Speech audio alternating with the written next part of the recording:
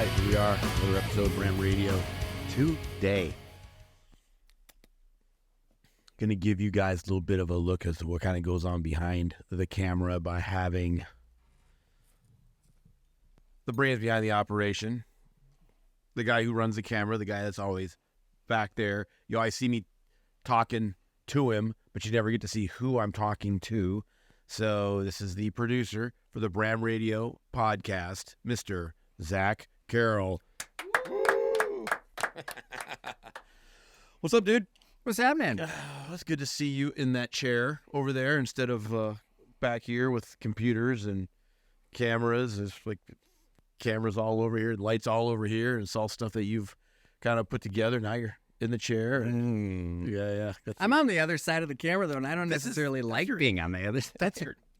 But that's your happy spot, though. Yeah. Like, you're like super stoked to be over there. 100%. Like, I'm the like creative type, where if somebody's not doing it the way I want them to do it, though, then I'll step in and I'll be like, no, do it like this.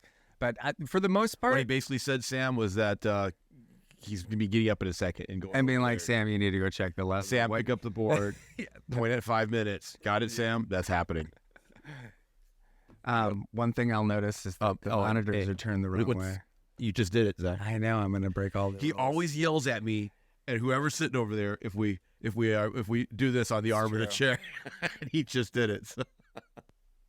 In all fairness, I'm the one that'll have to fix it, so I don't feel as bad. Right. So yeah, man. And then we got Baxter. Baxter is our Mascot. Our mascot here. He's always in here when we're recording. It's just that you guys hardly ever get to see him. Every once in a while you'll see his tail walk by.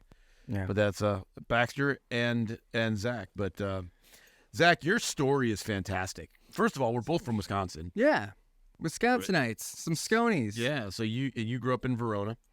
I grew up in Madison, went to Verona High School, which is just like a little suburb right outside of Madison. But yeah.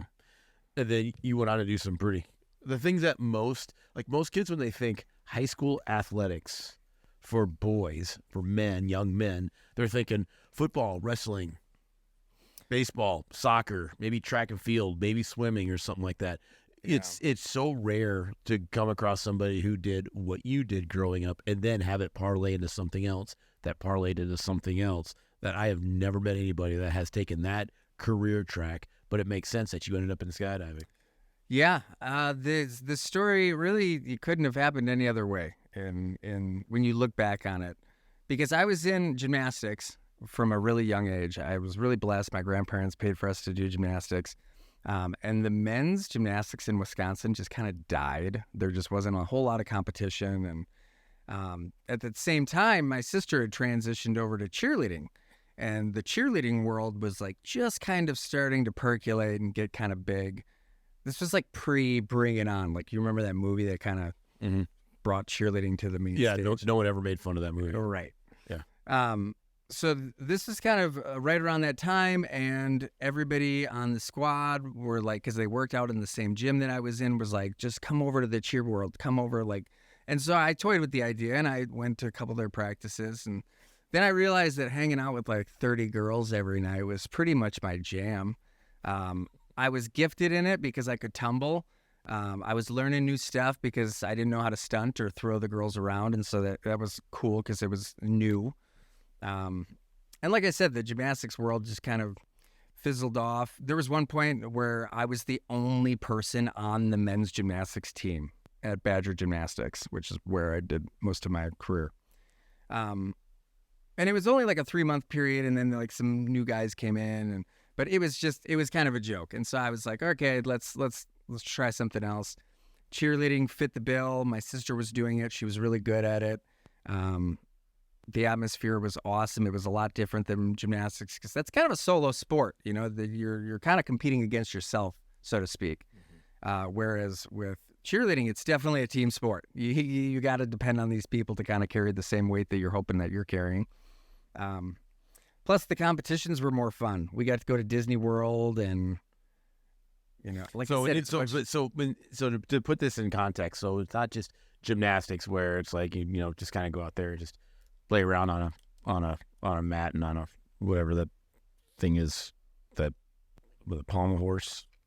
That is that Pommel horse. That's Yeah. right, So you're not just out there just playing around. I mean, you were serious about it. This like you had aspirations. Yeah, I was a gymnast through and through with a serious goal to become a Cirque du Soleil performer. That was kind of the pipe dream. Was I'm going to use this talent to go on. And was it ever like I want to compete nationally or internationally or? I had met Paul and Morgan Hamm, who were both Olympians, and I can't remember which Olympics, but they used to work out. Are they twins? Yeah. Yeah. They used to work out at, I think it was Swiss Turner's in Milwaukee. And, when you see that caliber of gymnast, the reality sets in that you're like, I'm good, but that guy is like kind of next level. And so there are levels to this. There are levels to this. And so I'm a pretty humble person. I understand that I was pretty dang good, but I knew that I wasn't Olympic good. And so I didn't really pursue like hardcore, like I just kind of felt like that bar was just not necessarily too high, but just not really where I wanted to go per se. So did you have people, because it's such an odd track, right? I've met a couple male gymnasts where I come from, just in life, it's like the people I hang out with, they're more, they're fighters, they're rugby people, they're shooters, they're men's men. Yeah, just like, and when you think gymnastics, leotard. Yeah, you're thinking, like the first thing. But then you're thinking like, what? From a dude perspective, it's like you are hanging out with some pretty cute girls, most likely. And then the cheer side of it, I take that back. I did know one dude who was a cheerleader, and he was in the SEAL teams with me. When you look at him, or when you meet him, and when you talk to him, you realize that you look at him and you say, yeah, that is definitely a male cheerleader. But it was all of his personality. Now he's no longer with us. He's passed away since, and he was an amazing dude. But he wasn't what do you call it? He wasn't embarrassed about it, or he wasn't shy about it. He was like, yeah, it's male cheerleader. What? Yeah. Like, you know what that meant? It just meant that, I did really well with the ladies. How'd you do? Yeah. Like that was his marker. That was his meter of it, and when he said that to us, like when we were in the SEAL teams, we were like, checks out. Yeah. Yeah. I mean, I definitely got made fun of for it in high school and stuff, because it wasn't part of the school, luckily. Mm-hmm. I think I would have gotten a little more flack if it was like I was a Verona high school cheerleader. Nothing against high school cheerleading or anything, but this way I was kind of incognito. I flew under the radar a little bit, but people knew I was a cheerleader. But anytime somebody would ask me about it, I'm just like, yeah, that's 100%. I do this. It's super fun. I get to throw chicks around and I tumble and like we travel. I don't have any, problem saying that I was a cheerleader at all. Even though I came up during the time where it was really weird for a guy to be a cheerleader. And little known fact, guys were the first cheerleaders. The first cheerleaders ever it was men that were doing it. Really? And then women took over, and then it became like a woman thing, quote unquote. Who knew? But yeah, I mean, lots of male cheerleaders. So how'd you go from the cheerleading thing into the circus world? I got really good dumb luck, man. A part of me wants to say it was manifestation, but a part of me is just like it was pretty lucky. I had moved out to Florida right before high school even was finished for me. I think I was like 17 at the time. I moved out to Florida, started working at UCF, which was a gym near UCF, the college, called University Cheer Force. And I was working at an open gym, and some circus performers came in. And anytime somebody of like decent caliber comes in, you kind of do this little tug of war, like, oh, can you do this? Can you do that? And so we started doing that. These two guys, Marco and Glenn, came in, and we were all really similar in terms of our skill level. And I might have even at the time had the upper hand. I was working out pretty hard. And so we started playing, and about a week later, I get a phone call from my boss, and they're like, hey, were you working the open gym? Some guys were looking for you. and they left you a phone number. So I called them up, and they said, we're doing tryouts for Cirque Dreams, which is this company out of Pompano Beach, Florida. It's a traveling circus. We thought of you the other day. They were asking us if we knew of anybody that would be interested in trying out.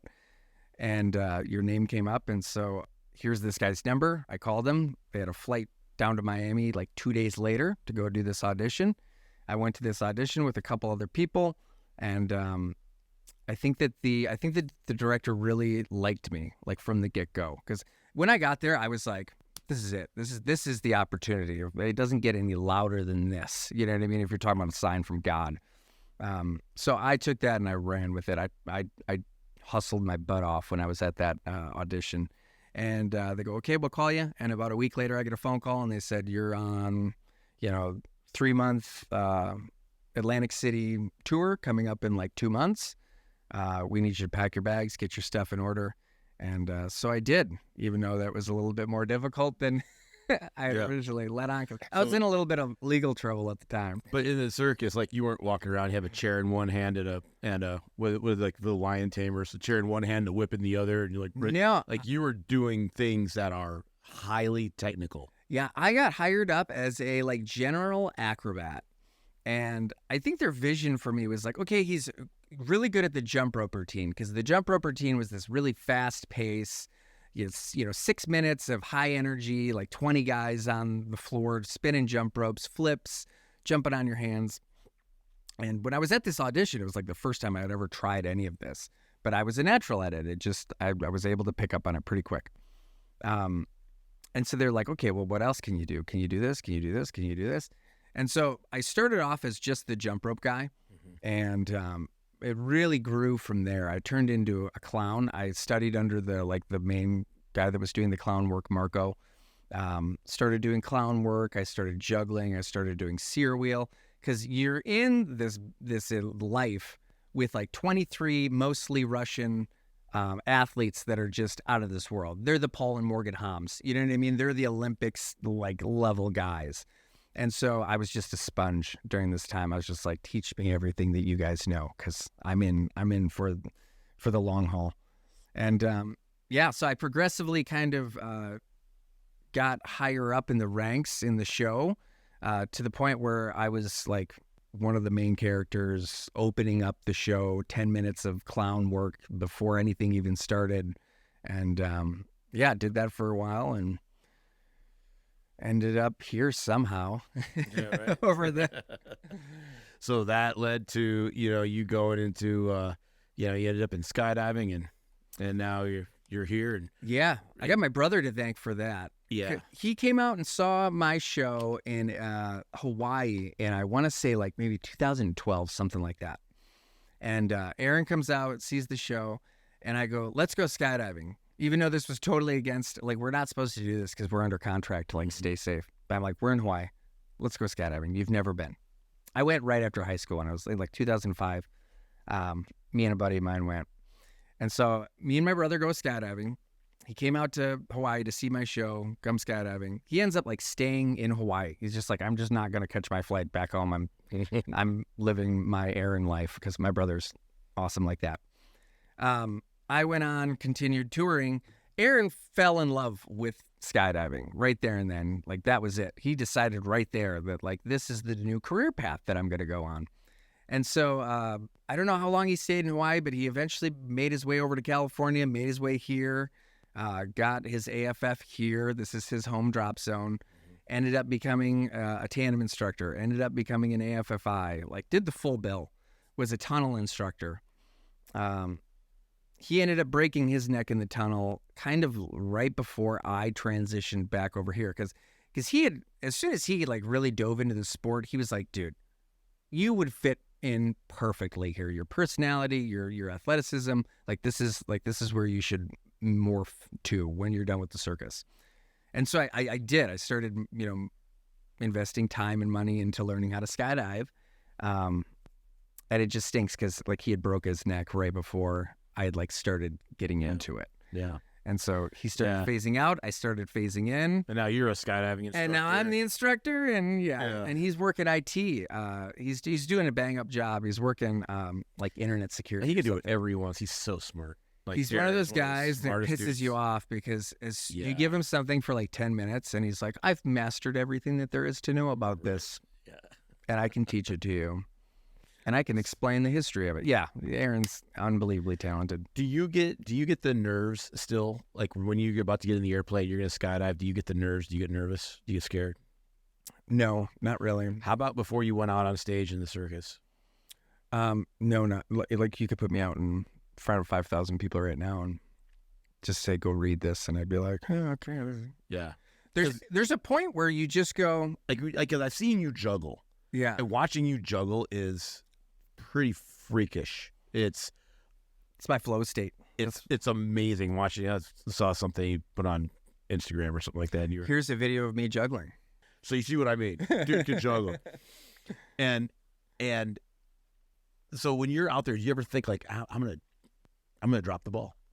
Like literally, I'm gonna drop the ball. I mean, really early on, from the days of gymnastics, I learned that you're going to drop the ball. You're going to. It's going to happen. I peeled off the high bar during a regionals competition. It was regionals, the big regionals competition in Ohio or Iowa. And I peeled off the bar and I completely destroyed my chances at getting an overall like top three winning. So I think that I went into cheerleading knowing that we were going to lose competitions. I went into the circus knowing that not every one of these shows is going to go the way that you want it to go.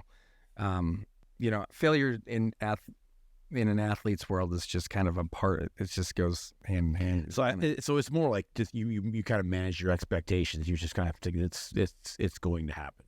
Yeah, manage your expectations. You're going to fail. That's okay. There's this kid that I train with quite a bit. He's a good kid. He has insane talent. Like he's really, really good. He's new. He's a white belt. He's been training for, I don't know, 6 months, maybe 8 months. And he's going to be one of those guys that's just going to be scary when he really nails it down. So super athletic. Is he coachable? He's 100% coachable. That's a deadly combination, right? Isn't it? Right.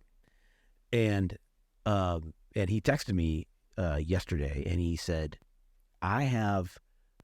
What do you have to do? What do you have to say about nerves?" And so I'm sitting there listening to you talk, and I was just like, gymnastics, no. Cheerleading, not a chance. A circus, no. All those things terrify me. Like, there's nothing about those and some of it's desire. It's just that's not me. That's just not how I'm wired. Somebody who is wired, that's talent on a like move over here, and then there's this sphere of person, this type of person over here that can go and do that in excellence. Right? Someone like me, I can go and I can go shoot a little bit. I can skydive. I can swim pretty good. There's a handful of things. I can ski pretty good. There's a few things I can do well. Those things are something I won't be able to do well. A lot because of how I'm built and the direction my life went. The person who did that can still come over here and learn how to shoot pretty well way before I could go over there and learn how to juggle. Right? They can come over here, they can learn how to swim pretty well way before I could go over there and learn how to do a bunch of back handsprings. Right. They could come over here and they could learn how to skydive pretty well. Yeah. Before I could go over there and, like do throws and not let my cheerleading partner hit the ground. Right. I was like, I'm gonna drop him. Well, I mean, I was doing flips since I was like 4. Yeah. See, you know what I mean? You know what I mean? And in Russia, you go to college for circus, and these are all like generational families that are raised into the circus world. Yeah. And so I get nervous 1,000%. I got nervous about getting in front of people. So how'd you deal with it? I'm a big fake it till you make it guy. I really am. Just go. and just be really confident in like, you know you can do a backflip. You know you can do this trick. If you mess up the trick, the next one you definitely got in the bag. So it was just kind of like, whatever happens, just keep going. And I know the cliche of like the show must go on is unbelievably true though. You know what I mean? Like we can't just stop the show. So many things have gone wrong to the point where like we should have stopped the show, reset, close the curtain. But no, let's just move it along. Everybody get with the program. We got next act is going on. I think a lot of people, when they start talking about nerves, is that I think that they may be talking about some other things that they don't even know that they've identified. Like they might be looking at it and say, these are nerves. I have nerves. In my heart of hearts, I don't even really know if I could properly define nerves. I don't even know what nerves is, right? But I know what fear is. Mm-hmm. And I know what afraid is. And I know that God has created us as humans to have emotions. And those emotions are clear. We know what those emotions are when you feel them. Afraid is one of them. Afraid, you know that it is something that is an emotion that God placed in you, because there's always room for courage to take that step, to go that extra whatever, to just do it, to just drive on. Oh, that is something that I'm afraid of. Now I've kind of wired myself to, is that something that has me apprehensive? Well, I know exactly where I'm going. Yeah. I do that to these guys all the time when they were growing up. This one here hated being behind the ski boat in the tube. First thing I would do is I'd be like, Sam, in the tube. In the tube. And I'd named my moves. There was the circle of death. There was the slingshot. There was all these things. And he would literally get tears. Dad, don't do the slingshot. And I would get in there and I would just send it with that boat. I was all go. And he'd get in the boat and he'd be like, oh, I'm so glad that's over. Yeah, you created a monster, though. I'm just going to throw that out there. To this day, you're like, oh, yeah, Sam, the one that has no fear whatsoever. Correct. That's you, that you did that. Yes. Yep. Correct. See, because that's what happens. Now, you have now been able to go past the things that you know that you're afraid of, and you didn't die. You know that you got through it, and you know that you did well. Now, there's another side of that, and that is fear. Fear is the one thing, the symptom of fear, and this is how you can tell them apart. Afraid, courage, go. Fear seizes you up. It locks you up. It puts you on your back, and you just start, and you literally are in the corner with your thumb in your mouth. With the other hand, you're just kind of petting your head, and you're just like, no, that's fear. Fear is going to get you killed, right? Fear is what's going to stop movement in a relationship. Fear is what's going to keep you from going and getting that job. Fear is what's going to keep you from getting that degree. Fear is what's going to keep you from doing something that may change your life, that you would have never, in a way that you would never have imagined, if only you had done it. All you got to do is just go. Yeah. And afraid can quickly turn into fear if you can't recognize that little place in there where courage can step in, where courage is a slot for courage, and it doesn't take much. And when you act and when you stop focusing on what it is that makes you afraid or what it is that has you in fear, right? And you start focusing on the amount of courage and where you're going to direct that courage, it changes the game. It will change everything, the way that you look at anything that's going to stand in your way, that's going to keep you from getting to where you know that you need to get. 100%. And that's one of the things. So when this kid texted me yesterday, he said that to me while you were talking, I started thinking about that, because I was like, that is something that I wouldn't do. And yeah, I am not super excited about doing those types of sports. But hey, if somebody were to present, like watching Sam goes, he was out there in Manifest the other day, and I think there was a video of him, just somebody, like, was it Micah dared you, or somebody said, hey, try a backflip. He was standing there and just did a backflip, and I was like, nice. Of course he did. Nice. Yeah. I mean, that's there is definitely those moments that you do feel like you're getting seized up. And it's like exactly at those moments, it's like you got to count back from like 3, 2, 1, here we go. Like you have to find that sliver to just go, okay, I gave myself a minute to like freak out. Okay, let's go. Let's figure this out. Because the stage is going to be there. Mhm. Base jumping is a great example of this. This came into my life when I was kind of low. And so I was really eager to do anything to get a thrill out of life, right? And I was standing up on that bridge and locked up in fear. And I kind of just went, just count to 3 and then just jump, dude. Either your chute's going to open or it's not. Such is life, you know what I mean? Here we go. So find those moments to just jump past the fear. Yeah. Hey, I got a question. When you're not here, where am I dancing? And yeah, we're not gonna do that. I'm not gonna do that. When you're not here, producing this, dealing with our guests and dealing with the electronics, it's I'm looking at numbers clicking over. I'm looking at, it's crazy. I don't know how your brain works like that. But when you're not here, what are you doing? Well, as you know, on the weekends, I teach skydiving here. That's right. So I'm an AFF instructor. So I don't do tandems. I teach people how to skydive. And by here, we mean the greatest drop zone on the planet. Skydive San Diego. Skydive San Diego. Yeah, the place we all call home. It's our Disneyland. It is. And then I also do like some I really like video editing, and I like to do little videos of my own. So I'm juggling. I'm hanging out with my amazing girlfriend Daria. She's awesome. She is super awesome. We do a lot of dates. So I'm either juggling, making videos, skydiving, playing with my dog. That's about it. That's my life. I don't have a lot going on. I heard. I like EDM festivals. I like to go to concerts. Yeah. Yeah. Because I heard a little rumor that you and Sam decided one day just to go and just run around downtown and all the cameras were gone. And I was like, what are they doing? And then Sam came home and I said, so where were you? And he's like, I was hanging out with Zach. Yeah. I was like, okay, well, that's good.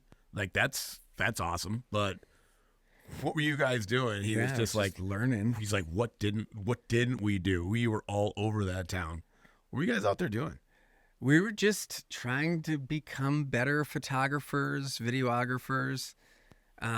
I've learned that I become better at something when I teach it. When I try to teach something, because it's like it just solidifies that you know the information. Because you're like, well, I don't want to tell the wrong thing. So you were teaching him how to work. Yeah, I mean, I don't even know if it was like a teaching. I was passing along some of the things. So what did you guys do? So you guys were out running around town. So like when you were teaching him how to do some of that stuff, like where were you? What were you doing? Yeah, so we started down by Midway, and we kind of worked our way north a little bit. But there's a lot going on at the Midway. Midway? What do you mean? Oh, at the Midway. USS Midway Museum. Oh, got it. Yeah, so we were right on the water, and we just kind of walked around, looked for interesting shots. And so what'd you get? Man, I'll have to show you. We'll put it up on the screen here. We got a lot of just walking around talking about life, which is great. That's kind of... Put it up, dude. I want to see it. Yeah, let's take a look. Let go. That's when you start to fly. Look back, but don't stare. It's healthy to look back, but if you stare too long, you might get caught up in the past. That's no bueno. I asked him a couple questions about his Gen Z lifestyle and kind of what challenges the Gen Z has. Because I'm curious, because I think I got the last generation of like no social media, no, MySpace was kind of a thing. Mm. We were all like secret coders back when we were in 7th grade, and then Facebook came out. But yeah, my generation was still running around in the woods, coming home in the street. Dude, that was awesome, by the way. Thank you. We had a lot of fun doing that. That was awesome. And my favorite part of that was you asked him a question, and your answer was something that you learned from the podcast. Yeah, that's right. Yeah. And look back, don't stare. Look look back but don't stare. Who said that? Nick McGeary. And we were all in here. Nick McGeary, by the way. It was just a quiz. Had congratulations. Go check out that podcast. Nick McGeary's podcast was one of our early guests, and he had the room pin drop worthy. You know what I mean? Like his story was incredible, and his advice was incredible. Yeah. And we all have challenges. It was so powerful when he said that too. He goes, the advice I always give somebody when they come back and I had goosebumps. Dude, so did I. I was just like, whoa. Look back, don't stare. And I've had people text me that. I've had people tell me that just being out and around town, just friends of mine or whatever, like, hey, look back but don't stare, man. That changed my life. That's one of the quotes that people have come and said something to me about that. So the fact that you said that on that thing right there, I was like, that's cool. I almost wanted to take a video of that and send it to Nick McGarry, because I think I think he would like the fact that, that it's stuck like that. And that was the thing that was on the tip of your tongue. And that's one of the things about your generation is that I don't know if there's really, I think that social media has more downside than upside, 100%. But what I also think is that if you're paying attention to something close enough, if you're paying attention to the good in something, you're going to see more of the good in it. If you're looking for the bad in something, you're going to see more of the bad effects of it, right? And so somebody that's using social media, like for what we do, right? This is hopefully there's good content that's in this, that somebody's going to be able to look at it and say, I need that. Yeah. I need that. I need to focus on that. I need to follow that advice. I need to do what they said, because that's amazing. I've never thought of it that way. It's a completely new and fresh perspective. That's a good side of social media, right? And the fact that Sam was able to pull that off that was the first thing on the tip of his tongue. That's amazing, because that lets me know that, you're listening to the right people. You're listening to the right advice. Yeah. And Nick is 100% somebody worthy of being able to listen to what he says after what he's been through, and the fact that he's so well adjusted after that. I mean, it's amazing. So kudos to you, and thank you, Nick, for that. That advice. Obviously, this is 2 months later, and we're still talking about your podcast, and so that's fantastic. Well, yeah, I once I've struggled myself with like drugs, alcohol, family issues, like all sorts of things. So I think we all go through our own, struggles, and that's why we're here. This is life. And I was once told that depression is dwelling on the past and anxiety is worrying about the future. And I've suffered from both of those things quite often, quite a lot in my life. And the look back, don't stare thing stuck with me too, because it's like it lets you get away with the idea that you have to like worry about these things that happened, because that's kind of what it is like if I'm not worried about these, like something even worse is going to happen, or I'm a bad person because I'm not worried about these things that I've done. So it gives you an excuse to look back at those things, but then it says, hey, wait a minute, the windshield is bigger than the rear view mirror, right? So it justifies it in your life. You're going, okay, you're allowed to experience the pain, but guess what? We got stuff to do here. Like, tomorrow's a new day. Yeah. So yeah, that was my favorite piece of. One of the biggest things about when somebody is focused, when somebody is dealing with depression, I honestly believe that there is a chemical component to that. There is medications that are there, and there can be a hormonal imbalance that can lead to that. There are depressions that can come from moms having babies, and their chemistry is all off of their bodies. And and I'm not a doctor. I'm not even going to pretend to go down that road and even try to sound like I know what I'm talking about. But I honestly believe that's a thing. 100%. If you're not like working out, eating right, like those two things, getting enough sleep, those three things, like if you're not doing those three things, I mean, that's where you start. You know what I mean? Any doctor worth his salt would start there. But one of the things that is a major leading cause of depression is when somebody doesn't feel like they have a purpose. Yeah. When there's a lack of purpose, man, you are going to start to spiral a drain really fast because you have nothing to cling to, and you were created for a purpose. And when you lose sight of that, or you don't have somebody standing there next to you helping you walk down this road that's leading towards something that is substance, that has is substantial, and they can say, all right, so we know where we've come from. I don't know what you're ultimately called to do, but I do know that you're called to forgive the people that are back there. Because you aren't designed to carry around all that crap that you're carrying around right now. That's not what you're designed to do. You need to put it down. You are not designed to carry around all that anxiety that you have. You aren't designed to carry, you know what? How about if we just deal with the stuff that we know we can deal with, and everything else, man, you're just gonna have to let it go. Especially the things that are in your past that hurt you and hurt you bad. God gave you a brain. He gave you a brain so you can remember it, but you are not to remember it against someone.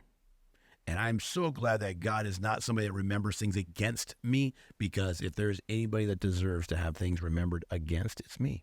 Oh yeah. And God doesn't do that. I'm in that same boat. And so what does God do? He's just like, yeah, that's why, I set my son to die on the cross, and now you don't have to really deal with that the way you want to deal with it. Yeah, there may be consequences. Yeah, there may be some ramifications. Yeah, there may be some things that we have to walk through as a result of what decisions that you made. But at the end of the day, you're not going to be by yourself anymore. And when you start living life that way, and you start saying, okay, so I'm going to forgive, I know that I'm supposed to do that. I know that I'm supposed to be this kind of man. I know that to get to being this kind of man, it's on the other side of being this kind of man now, that there is a fantastic result of just putting in the work and the effort to be better today than I was yesterday. When you start thinking that way, purpose is going to begin to appear.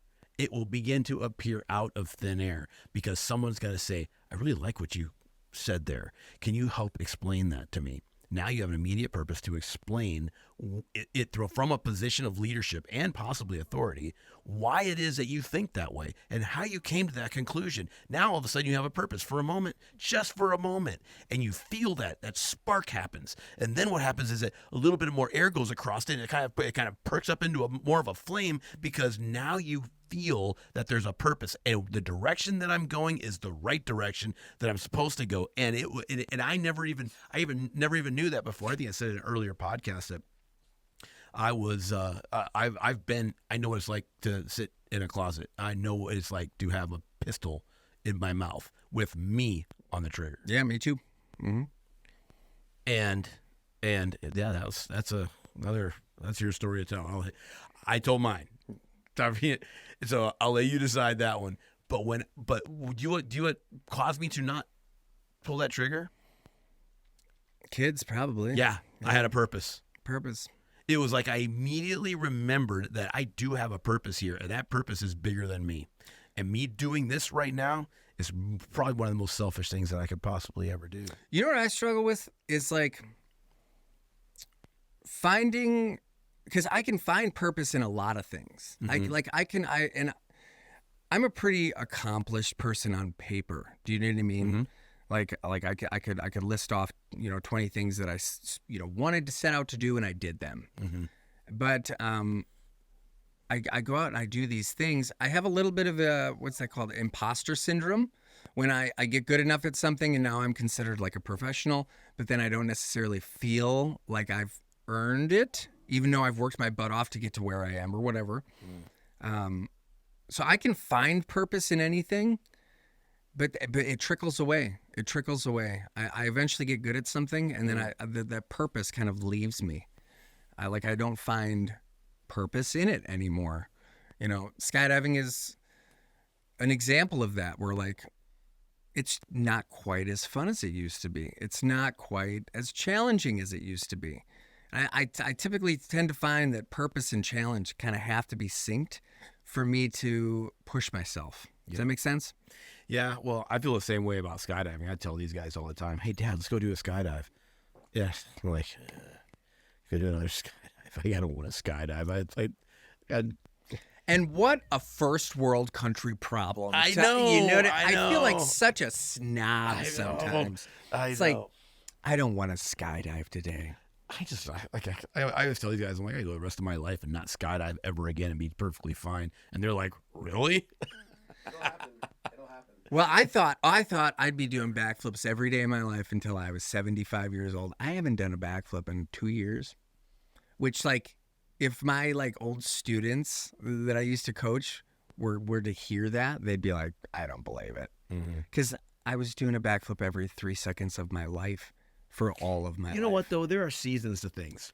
Yes. And when you start understanding that there are seasons to things, that just because you're interested in something now doesn't mean you're going to be interested in it in a year 100%. from now, 2 years from now. That's hard to grasp for a lot of people. It too. is, especially when it's built into your lifestyle for a moment, right? It's like, so for me, like when I was in the military, it was all about, shooting, military guy. shooting, diving, and door kicking. That's what we Yeah. did. We did it every day. It was part of the life. It's what it was the lifestyle I chose, the lifestyle I lived, and enjoyed it, loved Yeah. it.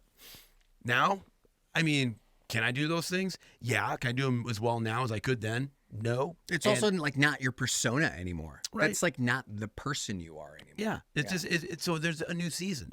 The skydiving season kind of was in the middle of that, and it kind of went on after that for a little while. And then but there are things every once in a while that come along where you look at it and you say, I'm probably going to do this for as long as I possibly can. Yeah. And for me, that jujitsu is one of those things. Like there's just something about it. There is the mental aspect of it, the physical aspect of it, the guys that you train with, and when you're doing that, there is something about it. It's you're playing chess because it takes that level of awareness of what you're doing. But instead of just pieces on a board, it's your entire body, and it's somebody else's body. And if you're not paying attention, there are parts of that dude. He's gonna be Wrecking you. He's gonna be wrecking. He's gonna be taking his hands. Yeah. And he's gonna be putting them on you, and he is gonna rip your face off, and your head's coming off with it. It is gonna be brutal. Yeah. I mean, And you're it's- talking about flow state Yeah. and just combative flow state Yeah. to a degree. You know Yeah. what I mean? Yeah. Flow state is something that I have to do. It is something that I have to do at least once a Yeah. week. Skydiving gives it to me. Juggling gives it to me. Dancing can give it to me. Yep. You know what I mean? Let me say that last part again. When you are facing an opponent, you have real life problems to solve, and that problem that you're trying to solve has a heart rate. Mm-hmm. And an arm around your neck. Yeah. And that problem you're trying to solve is trying to solve you as a problem. And so you're in a constant movement. Like he's throwing problems at you that you're solving while throwing problems back at him that he has to solve. Whoever gets a problem through unsolved is the one who gets who gets the round. Who's in the better flow state? Who's Yep. Who's almost not there? You know, like they're above their body playing that chess So game. there is a piece of that, I guess, that there's a component, but there's technical aspects to it. There's physical strength and endurance aspects to it. How big's your gas tank? Yeah. You got a gas tank on you today? It's where are you in your head and are you present? If you aren't present in your round, your jiu-jitsu partner is going to know that you're not. I can't tell you how many times that I have been training. I have one training partner who's extremely sensitive to this. His name is Morgan. And Morgan will stop me and he'll be like, hey, he'll just tap. He'll be like, and we're sitting there on the mat. He's like, man, what's going on with you today? Yeah. I was like, Just super in tune. what do you mean? And he's like, you are not here right now. I'm Yeah. like, how do you know? He goes, you're I can just tell there's just something about you. And He's an empath. there's something about a sport where somebody can know you so well by how you operate on the mat that they literally have a pass to your psyche and what's going on in the back rooms of your heart just by rolling around on the mat with you. 1000%. And when they call you out on it, it is something that's so there are pieces of jiu-jitsu that I can't live without, and that is one of them. Having those kinds of relationships that have been forged through that fire of combat that you can't find. You can't find that anywhere else. So this is one of those times where I'm saying I'll be 70 years old and I am going to be on the mat and I am going to be probably the dude over there with the dummy that is that is used for training. I'm going to be that guy over there just like wrestling with a dummy because I'm too old. Nobody wants to break me. Right. So that's probably going to be me. But I'm going to be out there and I'm going to be doing it because that to me is something that is so special and important. And my wife knows when I haven't trained. Sam knows. You guys probably all could tell. Bram didn't train today. Yeah. He's a little more quiet or he's a little grumpier or he's a little something. Yeah. Everybody you didn't get your tell. fix. Didn't get my You fix. didn't get your dopamine fix. Yeah. Yeah, I mean, and I think that this touches on, like in a micro scale, this touches on a macro issue, which is like we need community in our lives. Yes. We need, and we need to have these struggles. Tribe life. You know, you have to. Yeah. You have to. You can't be in solitary confinement, scrolling through TikTok for 20 hours a day every day and have like a healthy lifestyle. We need to have team sports. We need to have community where we do these things to keep us sane. And it's kind of scary because I think that the world is kind of shifting away from that. And you said something earlier. You said, I think that I'm one of the last generations to not have social media. And I remember when MySpace was starting up. And then this thing came around called the Facebook. Mm-hmm. And you could only get it if you had a .edu. So I don't know if you remember that. But like, so I was in high school still when Facebook came out. My sister was going to Morehead State University. And I think I even like asked her, like, can I just like look into your Facebook? Can I see what it's about? And I think it looked exactly the same too, is the funny part. But Facebook wasn't really a thing. AOL chat, that was a thing. That you just randomly talking to strangers. Yeah. Through your computer. Yeah. ICQ numbers? Was it the ASL? Age, sex, location. Didn't stand for American Sign Language. It was asked, if you said ASL, you were asking for their age, their sex, and their location. But do you remember before chat, like just going computer to computer, you had a number that came with it, and I think it was part of your IP address. I don't know how this works. There's probably some nerd out there that knows a lot about computers and be like, well, actually, but it's my brother. I think, yes. Sorry. Shout out to Aaron. Smarter than everybody in the room. If you have, I think it was an ICQ number, I think that's, or an IC. It's like an identifier number. Yeah. So if I had your number, I could go to some spot on some dashboard on my computer, enter that in there, and then you would get a notification, hey, Bram wants to chat with you. And then you would be like, hey, dude, what's up? And then we could have a conversation back and forth through the computer. Yeah. And I remember it was a big deal. It was a big deal. And I remember when that first started happening, I was on a deployment when that happened. And one of the guys like, this had is perfect because I'm across the country. That's perfect timing. And I was like, you get to chat with people in the States, and he's like, yeah, it's free. It's just kind of like a pager, but it's on your computer. Yeah. And I was like, that's the best description you have for it. It's like, well, I don't know. And texting wasn't a thing. Wasn't a thing. And cell phones were like that big. Box. Yeah. You needed a backpack for it. Yeah. And it was, so technology has done two things. It's both split up communities, because now you have people who are active and part of a tribe that are now just in the basement because they can do everything through their Xbox. Yeah. And then you have the other side of it where you have social media that brings communities together, because now you could have a community that's not just in the same room like we are. Yeah. I've gone online and found like juggle meetup groups, or poi spinning meetup groups. Like when I'm in a new city, when I moved out to California the first time, I didn't have any friends. I went online. I think Meetup was an app. I don't think it exists anymore, but Meetup is like something that you could just go, hey, a bunch of us are meeting in the park and doing yoga on Saturday. Yeah, social media, it's the probably the end of civilization. It's also been a pretty fun ride. We'll see. I don't know. It's a double-edged sword, I think. I think it helps some, and I think it's also horrendous to stare at a screen for 8 hours a day. So yeah. And I'm a true addict, through and through, and so I can get addicted to all of it. I love scrolling, doom scrolling. I got off of social media some time ago. Because you're looking at all this stuff that's on there. It's like, I don't really care to see your cat, right? Or your pork chop and I don't care what you had for dinner right last night. Right. That was a big thing too for a while. And then there's Jocko's watch Oh wow. at like 2 a.m. or whatever time that he would have that on there.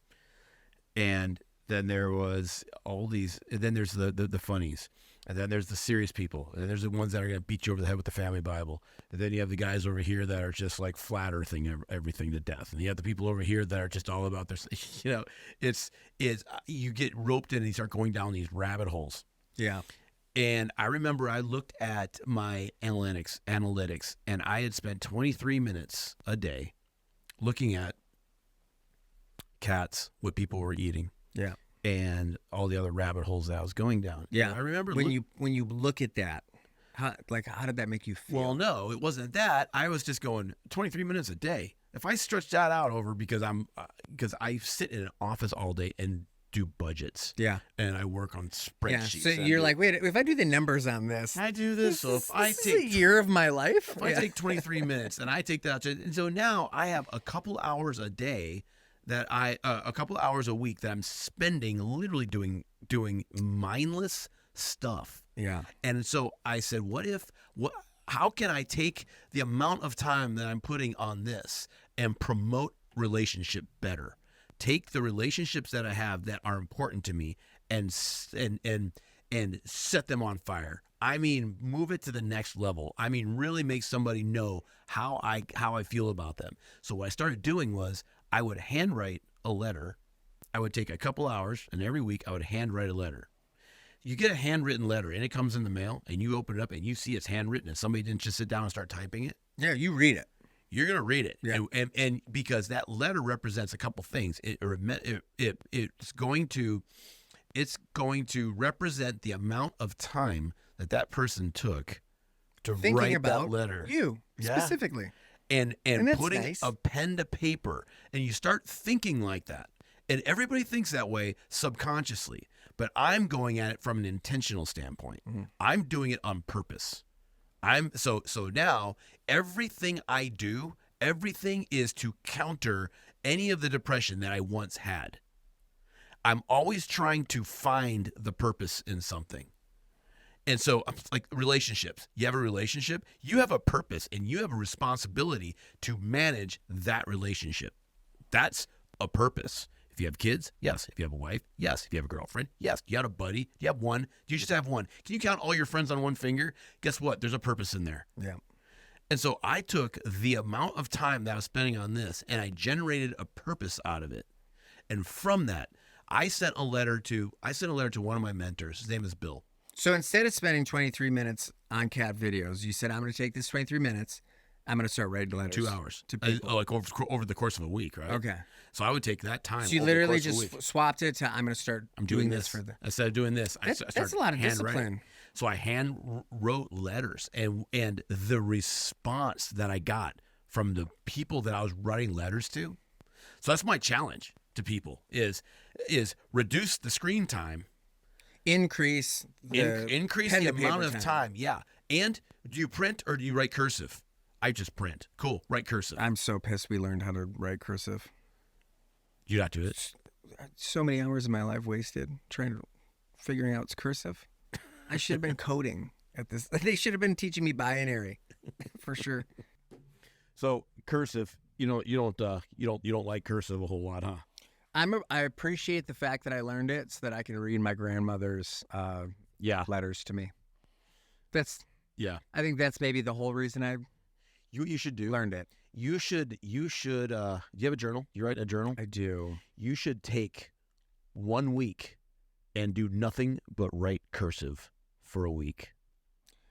My hand would hurt. When somebody has I always say do something that sucks every day. And it might not be something physical. It might not be, I'm going to go on a 5-mile run. And you get back, no, I'm going to do 2 more miles. Yeah, sometimes you just need to Do clean that. the toilet. Do that. Yeah. Sometimes it's see a need, meet it. Sometimes it's not that great. Yeah. You're going to be late when you're trying to go do something. You know what sucks is pulling over behind a lady who's trying to change a tire. Kind of sucks, especially when it's raining. She's out there changing a tire. Why don't you go- Probably the right thing to do. It's the right thing to do. Yeah, but it sucks. Do something that sucks every day, and then you're going to start seeing that that's the norm and the standard by which you live your life. And then things start doing things. You start thinking different. It starts changing your psychology.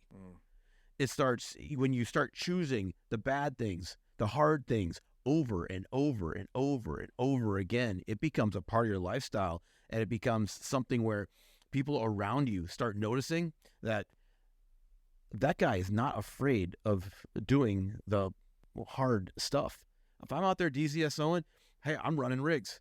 And I don't necessarily want to, because that's kind of Eddie and Caleb's little job. But if I'm doing it and it makes them more available, maybe to go fuel the airplane or maybe go, load jumpers or whatever, it makes things more efficient. And I can just sit there and be like, oh no, I'm on the radio.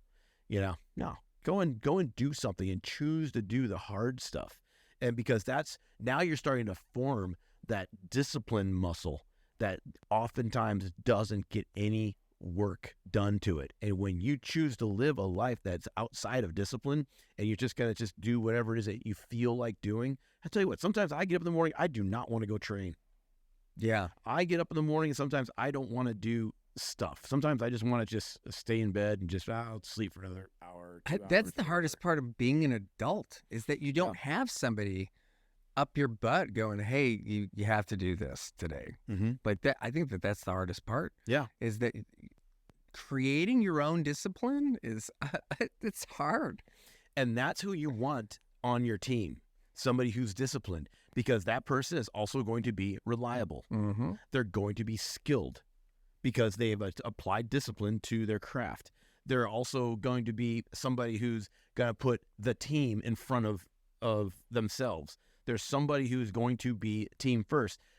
Me and the boys and JC, we went out motocross riding, and I think it was Micah. Were you there that day?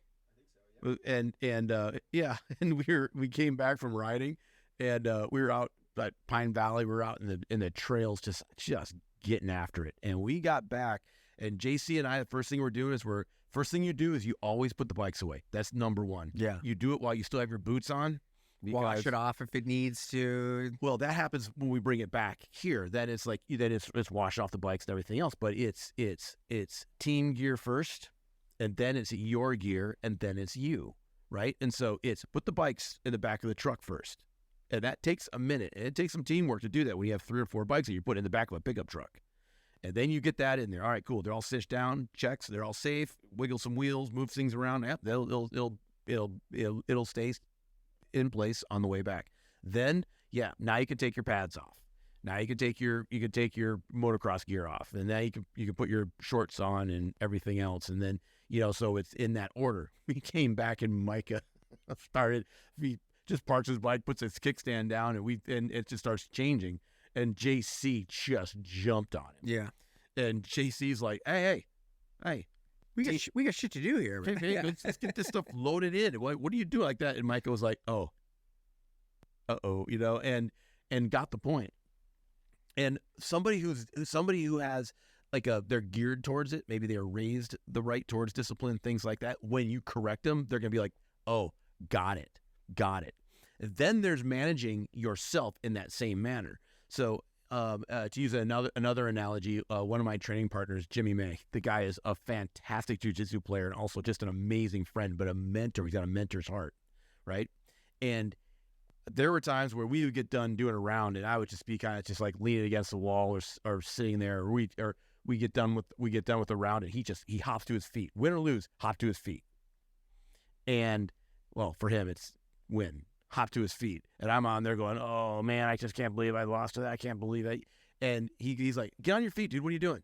Get up. And I was like, oh yeah. He's like, win or lose, be the first one to your feet at all times. So the next round that we did, we got done, the bell went off, and it was like, bing, we both jumped up, and he's like, I was trying to beat him to the feet. And that has become my thing every time. You get done with a round, hop to your feet, help the other guy up. Because win or lose, you helping that other guy up, that sends a message, right? And that takes discipline. The other one is his biggest pet peeve is seeing mouth breathers. So if you're like get done with the round, you're like walking off. Jimmy's like, hey. He walks up, he just touches my chin. He's like, hey man, get it in there.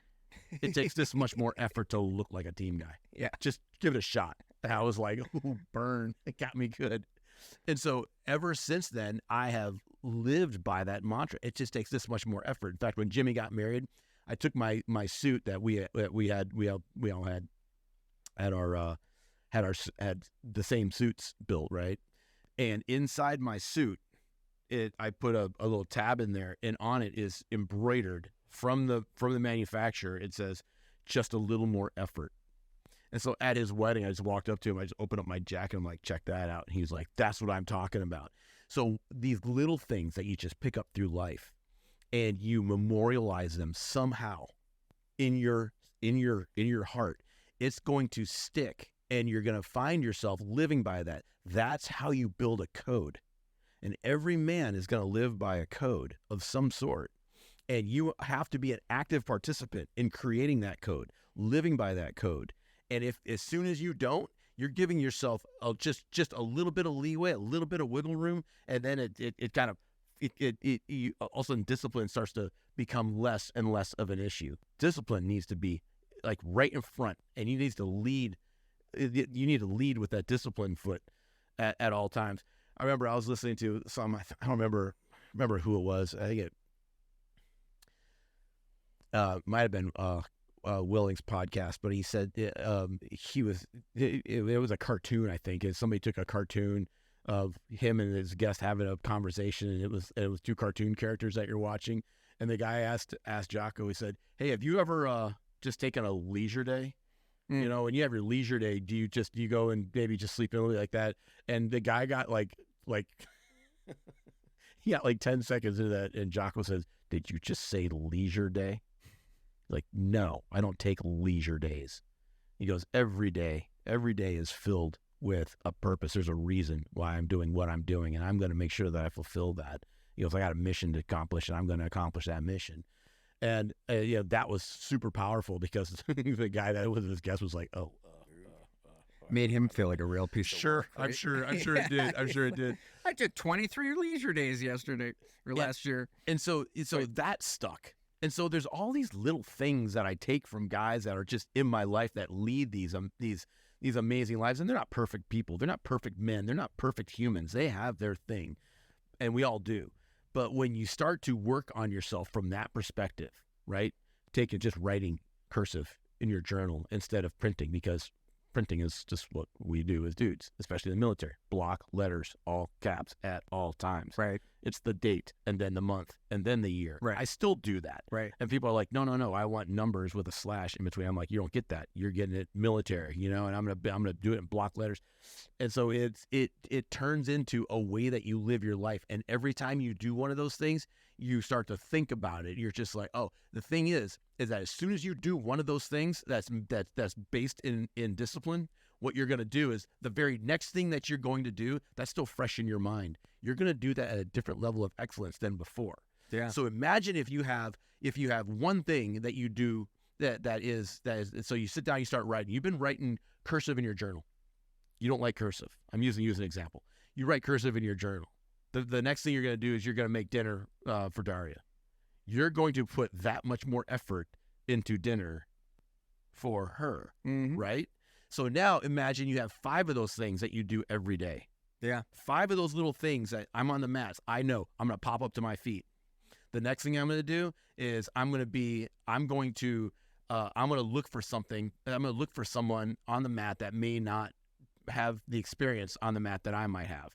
And I'm going to go and I'm going to go try to help. I'm going to go help that person out, right? Yeah. So the next thing that I do is always as purposeful as that first thing that was reminded or taught to me by one of the boys.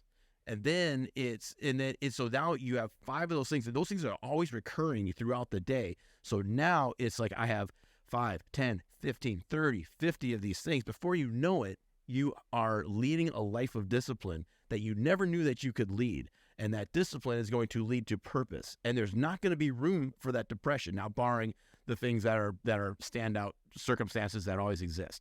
I'm just talking because I know I was, I went through a season just not that long ago where I just felt depressed all the time until I decided that it wasn't. I was going to go ahead and take the reins back. Yeah. And that's what a lot of people don't do. They don't take the reins back. They're just like, they're waiting for somebody to come grab them and pull Like them a out the full water. Eeyore mode, woe is me. Yeah. I don't know what's going on. Why do I feel this? Yeah, that's the hardest part is that having gone through it, knowing that there's really nothing that you can do Yeah. for other people and that it is a personal struggle and we all have to crawl our way out of that. And the way that, and you were just touching on that, and the way that we do that is through baby steps.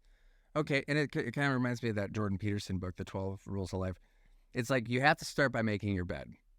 And then that sets the precedent for the day. I just made my bed. I can check one thing off of my list of things that I successfully accomplished today. Mm-hmm. And so it's really important to start baby stepping towards that. And the other thing that you touched on that resonated with me is the purpose that you get in life is through helping others. There's no thing, the AFF job, the making $1 million, that's all good, but that's all that happiness that peaks and valleys. That the real purpose comes from helping other people. Mm-hmm. And I'm in a program that helps me not drink, and that's all I'll say about that. When you get to the end of it, the whole purpose of the program is to then take this message and to try to share it with other people, because community, right? Yeah, that's how we get better. Ricky Lindell said it the best. He's built an entire business model off of it, and his thing is just 1% better every day. Yeah. And he got that from because he was injured, couldn't train really, and so he just kind of went into powerlifting a little bit to rehab his body and get his joints back in working order. I believe that's what it was. And he ended up absolutely crushing his goals. Yeah, from 1% better. Yes, 1% better. 1% better. And so then he said, well, as soon as I started looking at that, I started, well, what happens if I take that and put it into my life, in my fight career? Yeah. And then what if I put that into my relationships? And then what if the way Ricky was when he was here is how he is every single time. If we have a text conversation, a phone conversation, a one-on-one person conversation, he embodies that in everything that he does, everything that he says. He is such an encourager. Yeah. There's super disciplined dude. And you know who else is like that is Devra. Devra's like that. Laurence is like that. Devra's this lady that trains at the gym with us. Super encouraging. And if she even thinks that you're having a bad day, she's going to say, "Hey, what's going on? Are you okay? How can I help? What is it?" It's just having people like that in your life is contagious. Just hearing that encouragement is going to make you 1% better. Yeah. And the other aspect of that is when you said it's just being there for other people. If you see a need, meet it.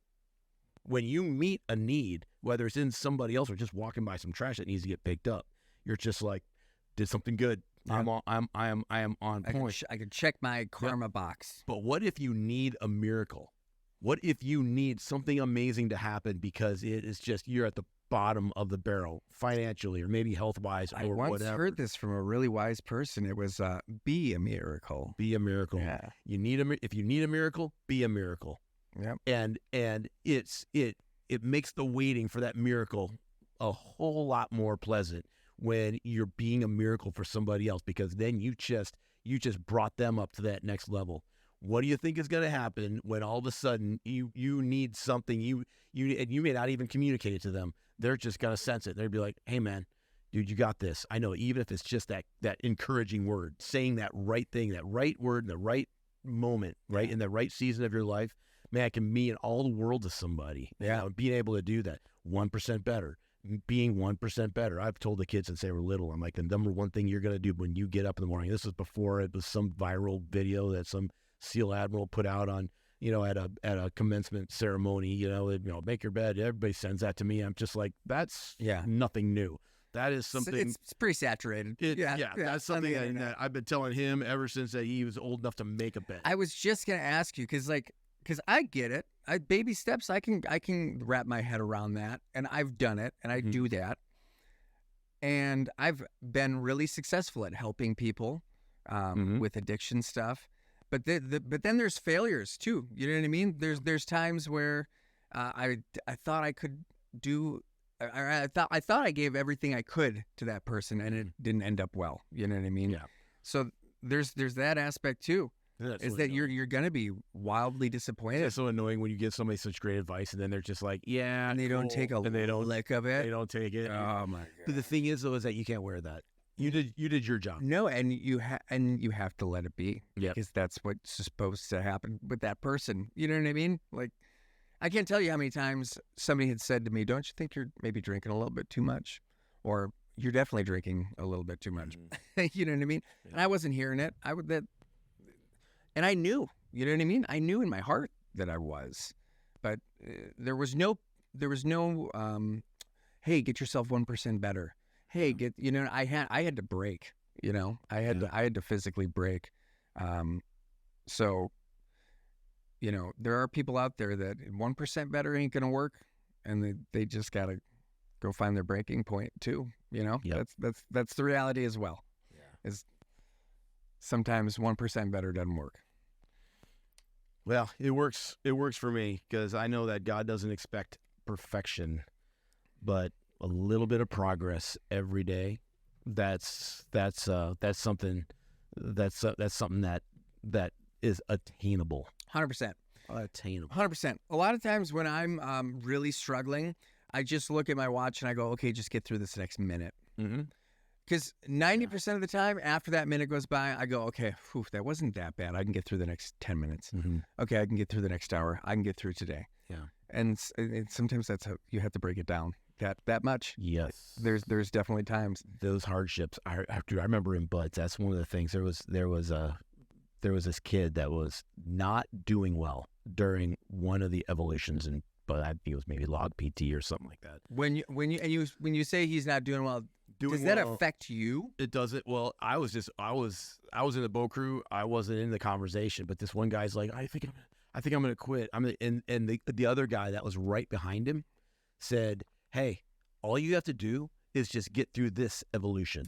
Just get through this evolution. He goes, we've been doing it for already an hour and a half. He goes, it's not going to go forever. It's going to end. All you have to do is just tolerate it for just a little bit longer. Yes. And the kid did, right? And then he got done and he went to that guy. He said, hey, man, thanks. If it wasn't for you, I probably wouldn't. 100%. Right. 100%. And that guy went on to be an amazing team guy. Yeah. Everybody's going to have that thought at some point, like, man, this is not for me. Yeah. I didn't have too many of those. And there's always something funny that happens or is happening. But the one thing to remember when you're going through something where you're concertedly going through something hard with a group, everybody is sucking hind tit just as bad as you are. Mm-hmm. And to sit there and put yourself in that, like, woe is me, I'm the only one suffering here. No, you're not. Everybody is. Yeah. Right? Now the economy starting to go south. People are like, I'm not getting enough money. I can't pay my money. Dude, how many people are in? That's everybody. That's all of us. That's pretty much everybody right now. You know, everybody's feeling the effects of the economy. So when you start looking at the economics of things, and it's really easy to be like, oh, the left is doing this, oh, the right is doing this, and oh, the president is doing this, and oh, we got the World Economic Forum. They're trying to do this. All the da. And whether there may be or may not be some truth in it, cool. But you have a responsibility as a man to go ahead and step up and be a provider for your family. And are you willing to do everything possible to make sure that they have everything that they need, that they have clothes on their back, that they have food in the refrigerator, that they have transportation, that they have a roof over their head? And if you're not, well, that's when you're failing. When you're doing everything that you possibly can and it's still not working, man, that's what you got a tribe for. Yeah. That's like, hey guys, I'm really hurting right here. And it takes a hit on the pride a little bit to be able to say, hey, I need help right now. I'm trying to figure out how to do this. Does anybody have any ideas for me? And it's so funny because it takes a lot of courage to ask for help. Mm-hmm. And then the second you ask for help and you're given it, you're like, dang, I wish I would have done that 30 minutes ago or whatever. You know what I mean? Yeah. Because it's always, when somebody asks for help, the person that's going to help is wanting to help. You know what I mean? And we forget that a lot of times. And so, you know, this is a great example of Brandon and Katie, some employees that worked here, just moved. And then they had their car stolen during their move, like on their way out to their new city. And, you know, they reached out and like the community came together and helped them out. And it was super cool to see. But making that phone call to just be like, hey, can people just give me money right now because I'm in a crap situation? It's like, dude, of course. Like I would send you more if I could. You know what I mean? Yeah, I've had a lot of help along the way. I've been a little bit of a lost soul, and I don't think that I think that I'm too smart for my own good sometimes, and I'm really good at playing devil's advocate. I'm really good at making an excuse for why I should do something, or why I deserve to do something. Yeah, I think that's a human. Yeah, I think everybody That's a human thing. does that, and no doubt. And it's when you start to taking inventory of your own life, and you know how you respond to certain situations, being able to acknowledge fact, like, this is my weakness, and then when you start doing it, say, I'm doing it again, right? Yeah. And then when you can kind of like a self-diagnose, Call yourself out on your yourself own out on BS. something. Yep. And the other one too is when you're in a tribe, people like men, and I say men, but men, whoever, people that are in your life that love you and care about you and are willing to say, yeah, no, Not doing so hot right now, but yeah, that's not good. And if you are humble enough to be able to say 100% right, well, you're owning it at this point, right? Now you're just like, got it. Yep. You know what? You're not wrong. You are not wrong. I'm on it. Yeah. And that You got to surround yourself with those people. Yeah. Though. That's kind of a hard part, is surrounding yourself with people that will call you on your BS and then kind of show you how to correct it. Because there's been times in my life where I've had people cheering on my, the things that I probably shouldn't be doing. You know what I mean? Yeah. Nobody was calling me out when I was 23, partying and, strip clubs and, going wild. Yeah. Nobody was calling me out on that. So I think that, surrounding yourself with the group of people that you kind of want to be like, or you would idolize, or you just admire their tenacity or their work ethic or whatever. I think that that's a huge, important part of it. Yeah. I think that's, I'm trying to convey this to one of my buddies right now who's struggling. So I'm like, well, who are you hanging out with? What are you doing with your time? And what do you say? Well, it's the answer that I knew he was going to say. You know what I mean? It was. He's not doing the things. He's not taking any of the advice. Yeah. Yeah. So you got to be ready to get uncomfortable, because change is uncomfortable. But we don't change unless we're uncomfortable. You know what I mean? Yeah. Like nobody changes when they're feeling great. 100%. So you gotta get ready to feel uncomfortable and be willing to take baby steps, because you can walk a mile stepping 1 inch at a time. Yeah. It's the same mile. You know what I mean? Whether you're doing strides or whether you're crawling, it's the same amount of distance. And I'm more of a baby step person. There's been a couple leaps here and there. Yeah. But I'm that type of person that needs to pat myself on the back because I made the bed this morning, and then make Daria some eggs and go, yeah, see, you're a pretty good dude. Yeah. You're a pretty good dude, Zach. I try. Thanks for hanging out with me today. Thanks for having me. Yeah. This has been fun. Now, and you know who you are. Jiu-jitsu tournaments, they're not that big of a deal. They'll grow you. They're going to force you into an area where it's the unknown is about to happen. But man, it's okay to be a little, tentative, walking out on the mats. But when you have your angry eyebrows on, you're leaning in, and you're going to go ahead and do it no matter what, because you have people in your corner that are supporting you, and they're going to kind of walk you through it and coach you. No matter what you're doing in life, you have what it takes. So you need to go in there and you need to do that jiu-jitsu tournament, and you need to do it and do it well. I'll be there in your corner. So will Coach Baker. We're all going to be there, and we're going to make sure that you're going to be leading with the right foot forward, all the stuff that you've already learned, right? So you got this, buddy, right? I believe in you, right? Everybody else, Bram Radio, thanks for being here. Stay dangerous. Stay dangerous.